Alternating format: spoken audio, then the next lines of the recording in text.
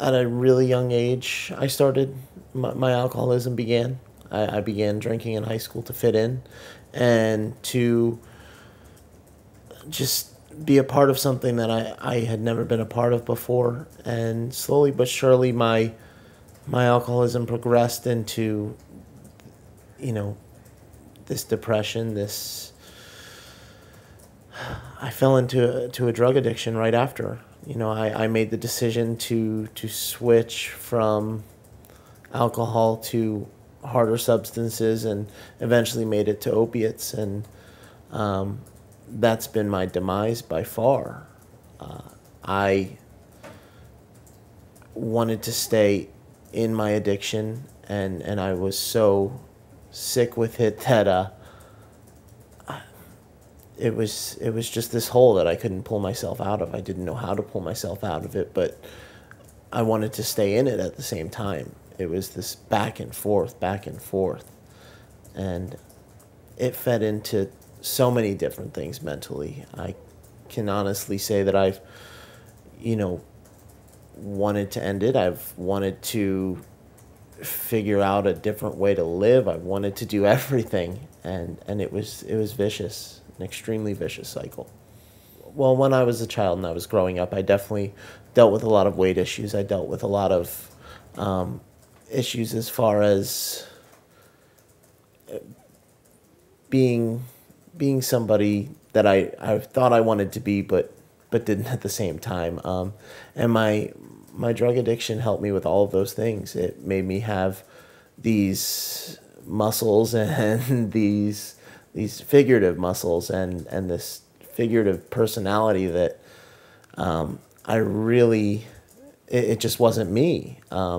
Not only was it that, but also my mother always used to tell me she felt one of the reasons that I would continue to use was when my weight would get up, it would decrease it very quickly, and I would, I would feel like I'm looking like $1 million. But if you look at pictures of me from my past when I was deep in it, I look more of a skeleton than anything else. Personally, I think everybody that deals with a drug addiction has some sort of depression. I would say whether it's clinical or just onset from the use of, drugs, it's there, I would say, because there have been some very, very dark times in my life.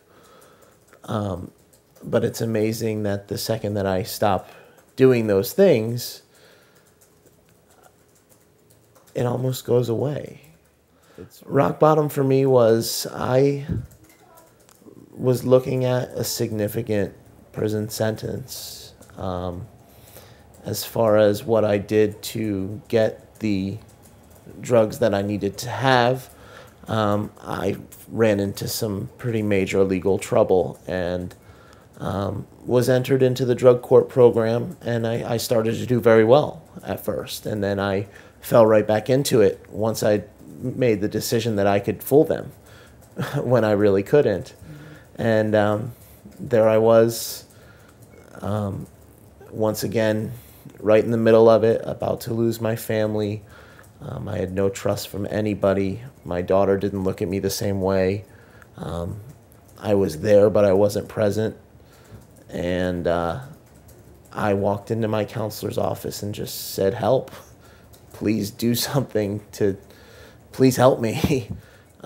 Today, I regularly attend meetings. I have what they call a sponsor. I talk about my issues. I don't hold anything back. I'm brutally honest with as many people as possible on a daily basis. And if I have that desire to go and use any substances, I talk about it rather than just doing it. There is a better way.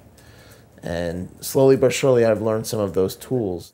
For me today, I don't believe that anything is a coincidence. I don't think anything happens for no reason at all. I mean, I've been through pretty much everything. I've been through overdoses. I've been through, wanting to not be living anymore, wanting to die. I've been through all of that.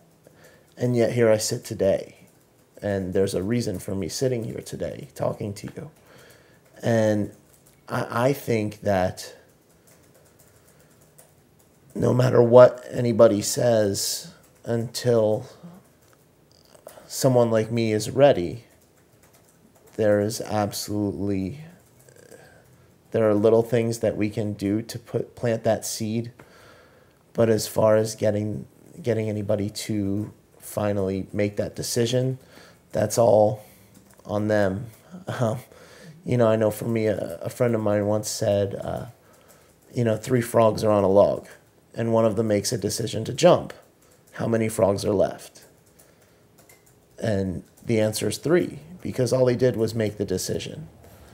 And that's been something that I think about on a daily basis, because I made that decision so many times, but it's finally when I decided to put something into action that it actually started to work.